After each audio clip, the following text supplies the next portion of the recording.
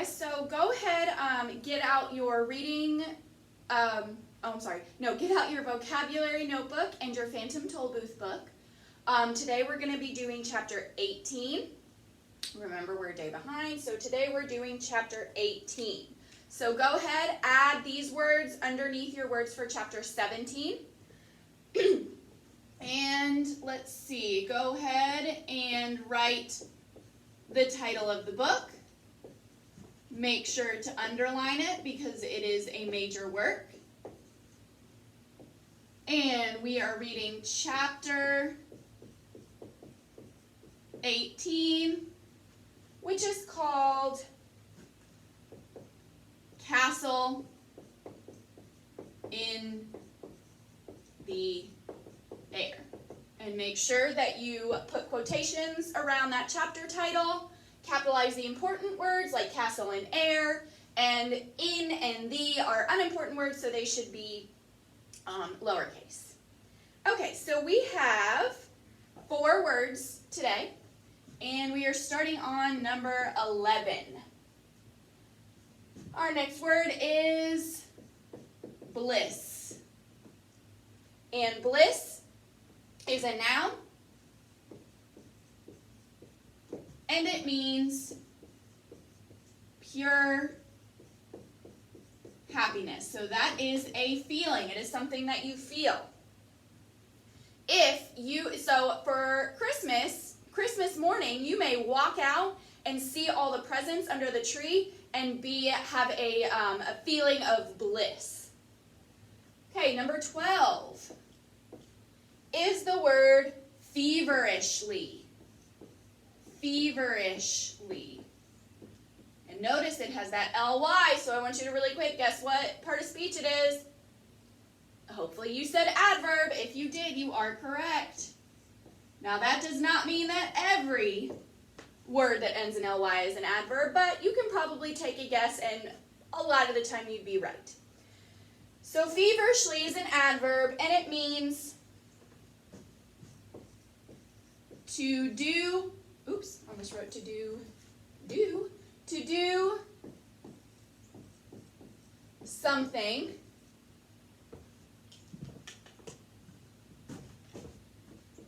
in an excited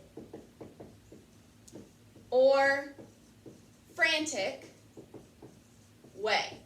And frantic, if you're not sure what that means kind of like crazy and fast, and you can't get it done fast enough. You're just rushing. If you are doing something feverishly, it means you are rushing to get it done.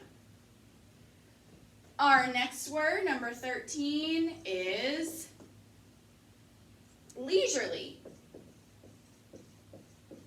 Now that's a funny one because usually we see I before E except after C, except in this case, there's lots of exceptions in the English language, and this is one of them. The E comes before the I, and we have no C before it. So make sure you have it Leisurely. You probably guessed it already, but leisurely is another adverb. And leisurely is the opposite. It's an antonym for the word feverishly because it means to do something in an unhurried way. So if you do something leisurely, you're not rushing. You're just kind of taking your time. So I'm going to use both of these in a sentence. Some of you may think you need to do your work feverishly, but that only leads to silly mistakes. You should do your work leisurely and take your time and take little breaks where you need to so that you don't get overwhelmed. Okay, and our last word for this section, number 14, is, we've seen this word before, unison. We saw that in wonder. I think it was the part where Augie noticed that all the eyes were turning to him in unison. So unison is a noun, which you know, and it means, which you already know this, but let's go ahead and write it anyway, speaking or singing all at the same time. So if you sing in unison, you're all singing together. You're not singing around. Remember, around is where one person starts, and then the next person starts, and then they wait a little bit, and then the next person waits a little bit, and then they start at the beginning. Like you may have heard row, row, row your boat, where people go row, row, row, and then another group goes row, row. You know, you've heard it. So that means everybody is speaking or singing together. Okay, so go ahead, put your notebooks away, and get out your Phantom Toll booth. Make sure that you are listening for these words, as you go. We're going to read chapter 18 together. I'm sorry, I have a mosquito bite. I guess it's that time. Okay, so go ahead, put that away, get out your reading textbook, and we will read chapter 18 together. Make sure you're listening for these words.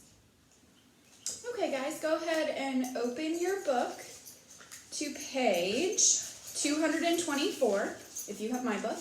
We're on chapter 18, Castle in the Air. Higher and higher they climbed in search of the castle and the two banished princesses. From one crest to the next, from jagged rock to jagged rock, up frightful crumbling cliffs, and along desperately narrow ledges where a single misstep meant only goodbye. An ominous silence dropped like a curtain around them, and except for the scuffling of their frantic footsteps, there wasn't a sound. The world that Milo knew was a million thoughts away, and the demons were there in the distance. "They're gaining!" shouted the humbug, wishing he'd never looked back. "But there it is!" cried Milo at the same instant, for straight ahead, climbing up from atop the highest peak, was a spidery spiral stair, and at the other end stood the castle in the air. I see it, said the happy bug as they struggled up the twisting mountain trail. But what he didn't see was that curled up right in front of the first step was a little round man in a frock coat, sleeping peacefully on a very large and well-worn ledger. A long quill pen sat precariously behind his ear. There were ink stains all over his hands and face as well as his clothing, and he wore a pair of the thickest eyeglasses that Milo had ever seen. Be very careful, whispered Talk when they'd finally reached the top, and the humbug stepped gingerly around and started up the stairs. Names, the little man called out briskly, just as the startled bug reached the first step. Here, he sat up quickly, pulled the book out from under him, put on a green eye shade, and waited with his pen poised in the air. Well, stammered the bug. Names, he cried again, and as he did, he opened the book to page 512 and began to write furiously. The quill made horrible scratching noises, and the point, which was continually catching in the paper, flicked tiny ink blots all over him. As they called out their names, he noted them carefully in alphabetical order. Splendid, splendid, splendid, he muttered to himself. I haven't had an M in ages. What do you want our names for? Asked Milo, looking anxiously over his shoulder. We're in a bit of a hurry.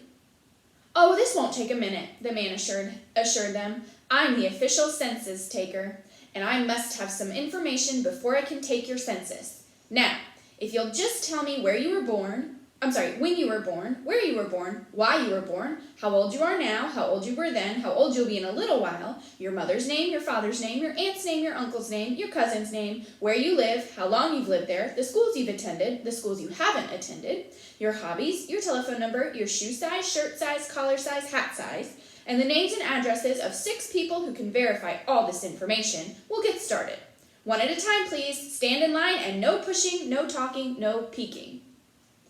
The humbug, who had difficulty remembering anything, went first. The little man leisurely recorded each answer in 5 different places, pausing often to polish his glasses, clear his throat, straighten his tie, and blow his nose. He managed also to cover the distressed bug from head to foot in ink. Next, he announced very officially. I do wish he'd hurry, said Milo, stepping forward, for in the distance he could see the first of the demons already beginning to scale the mountain toward them, no more than a few minutes away. The little man wrote with painful deliberation, finally finished with both Milo and Talk, and looked up happily. "May we go now?" asked the dog, whose sensitive nose had picked up a loathsome, evil smell that grew stronger every second. "By all means," said the man agreeably, "just as soon as you finish telling me your height, your weight, the number of books you read each year, the number of books you don't read each year, the amount of time you spend eating, playing, working, and sleeping every day, where you go on vacations, how many ice cream cones you eat in a week, how far is it from your house to the barber shop, and which is your favorite color. Then, after that, please fill out these forms and applications, 3 copies of each, and be careful, for if you make one mistake, you have to do them all over again." "Oh dear," said Milo, looking at the pile of papers, "we'll never finish these." And even as he spoke, the demons swarmed stealthily up the mountain. "Come, come," said the census-taker, chuckling gaily to himself. "Don't take all day. I'm expecting several more visitors any minute now." They set to work feverishly on the difficult forms, and when they'd finished, Milo placed them all on the little man's lap. He thanked them politely, took off his eye shade, put the pen behind his ear, closed the book, and went back to sleep. The humbug took one horrified look back over his shoulder and quickly started up the stairs. "Destination!" shouted the census-taker, sitting up again, putting on his eye shade, taking the pen from behind his ear, and opening his book. "But I thought," protested the astonished bug. "Destination," he repeated, making several notations in the ledger. "The castle in the air," said Milo impatiently. "Why bother?" said the census-taker, pointing into the distance. "I'm sure you'd rather see what I have to show you." As he spoke, they all looked up, but only Milo could see the gay and exciting circus there on the horizon. There were tents and sideshows and rides and even wild animals. Everything a little boy could spend hours watching. "And wouldn't you enjoy a more pleasant aroma?" he said, turning to talk. Almost immediately, the dog smelled a wonderful smell that no one but he could smell. It was made up of all the marvelous things that had ever delighted his curious nose. "And here's something I know you'll enjoy hearing," he assured the humbug. The bug listened with rapt attention to something he alone could hear, the shouts and applause of an enormous crowd all cheering for him. They each stood as if in a trance, looking, smelling, and listening to the very special things that the census-taker had provided for them, forgetting completely about where they were going and who, with evil intent, was coming up behind them. The census-taker sat back with a satisfied smile on his puffy little face as the demons came closer and closer until less than a minute separated them from their helpless victims. But Milo was too engrossed in the circus to notice, and Talk had closed his eyes the better to smell, and the bug, I'm sorry about Prim, she had to go to the vet. Where was I? Sorry.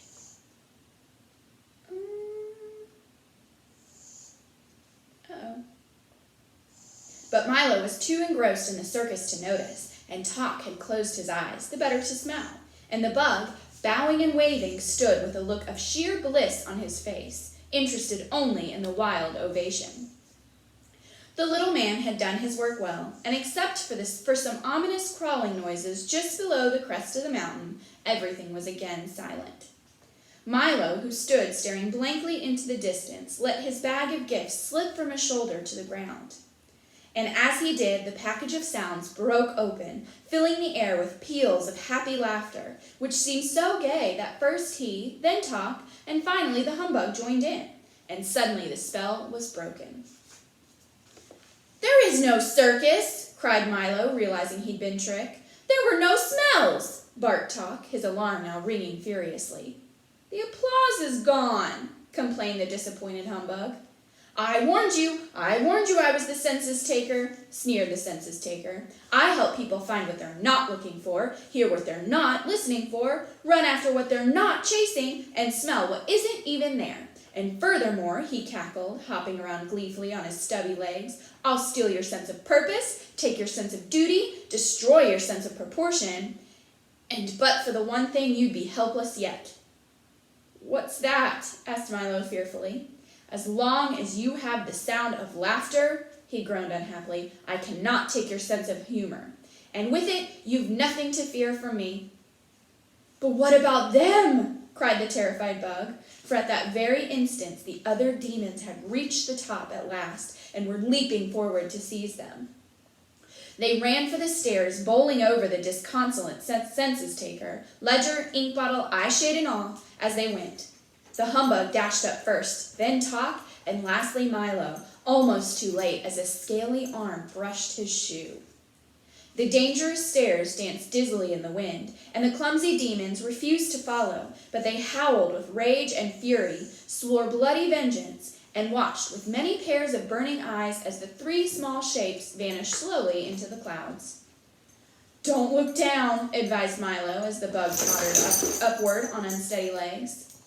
Like a giant corkscrew, the stairway twisted through the darkness, steep and narrow, and with no rail to guide them. The wind howled cruelly, and in an effort to tear them loose, and the fog dragged clammy fingers down their backs. But up the giddy flight they went, each one helping the others, until at last the clouds parted, the darkness fell away, and a glow of golden sun rays swarmed their arrival. The castle gate swung open smoothly. They entered the great hall on a rug as soft as a snowdrift, and they stood shyly waiting. "Come right in, please. We've been expecting you," sang out two sweet voices in unison. At the far end of the hall, a silver curtain parted, and two young women stepped forward. They were dressed all in white and were beautiful beyond compare. One was grave and quiet, with a look of warm understanding in her eyes, and the other seemed gay and joyful. "You must be the Princess of Pure Reason," said Milo, bowing to the first. She answered simply, "Yes," and that was just enough. "Then you are Sweet Rhyme," he said with a smile to the other. Her eyes sparkled brightly, and she answered with a laugh as friendly as the mailman's ring when you know there's a letter for you. "We've come to rescue you both," Milo explained very seriously. "And the demons are close behind," said the worried humbug, still shaky from his ordeal. "And we should leave right away," advised Talk. "Oh, they won't dare come up here," said Reason gently, "and we'll be down there soon enough." "Why not sit for a moment and rest?" suggested Rhyme. "I'm sure you must be tired. Have you been traveling long?" "Days," sighed the exhausted dog, curling up on a large downy cushion. "Weeks," corrected the bug, flopping into a deep, comfortable armchair, for it did seem that way to him. "It has been a long trip," said Milo, climbing onto the couch where the princesses sat. "But we would have been here much sooner if I hadn't made so many mistakes. I'm afraid it's all my fault." "You must never feel badly about making mistakes," explained Reason quietly, "as long as you take the trouble to learn from them. For you often learn more by being wrong for the right reasons than you do by being right for the wrong reasons." "But there's so much to learn," he said with a thoughtful frown. "Yes, that's true," admitted Rhyme, "but it's not just learning things that's important. It's learning what to do with what you learn and learning why you learn things at all that matters." "That's just what I mean," explained Milo as Talk and the exhausted bug drifted quietly off to sleep. "Many of the things I'm supposed to know seem so useless that I can't see the purpose in learning them at all." "You may not see it now," said the Princess of Pure Reason, looking knowingly at Milo's puzzled face. "But whatever we learn has a purpose, and whatever we do affects everything and everyone else, if even in the tiniest way. Why, when a housefly flaps his wings, a breeze goes round the world. When a speck of dust falls to the ground, the entire planet weighs a little more. And when you stamp your foot, the earth moves slightly off its course. Whenever you laugh, gladness spreads like the ripples in a pond, and whenever you're sad, no one anywhere can be really happy. And it's much the same thing with knowledge, for whenever you learn something new, the whole world becomes that much richer. And remember also," added the Princess of Sweet Rhyme, "that many places you would like to see are just off the map, and many things you want to know are just out of sight or a little beyond your reach. But someday you'll reach them all, for what you learn today, for no reason at all, will help you discover all the wonderful secrets of tomorrow." "I think I understand," Milo said, still full of questions and thoughts. "But which is the most important?" At that moment, the conversation was interrupted by a far-off chopping noise. With each loud blow, the entire room and everything in it shook and rattled. Down below, on the murky peak, the demons were busily cutting the stairway loose with axes and hammers and saws. Before long, the whole thing collapsed with a tremendous crash, and the startled humbug leapt to his feet just in time to see the castle drifting slowly off into space. "We're moving!" he shouted, which was a fact that had already become obvious to everyone. "I think we had better leave now," said Rhyme softly, and Reason agreed with a nod. "But how will we get down?" groaned the humbug, looking at the wreckage below. "There's no stairway, and we're sailing higher every minute." "Well, time flies, doesn't it?" asked Milo. "On many occasions," barked Talk, jumping eagerly to his feet. "I'll take everyone down." "Can you carry us all?" inquired the bug. "For a short distance," said the dog thoughtfully. "The princesses can ride on my back, Milo can catch hold of my tail, and you can hang on to his ankles." "But what of the castle in the air?" the bug objected, not very pleased with the arrangement. "Let it drift away," said Rhyme. "And good riddance," added Reason, "for no matter how beautiful it seems, it's still nothing but a prison."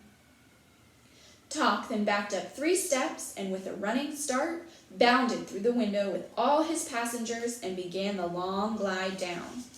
The princesses sat tall and unafraid.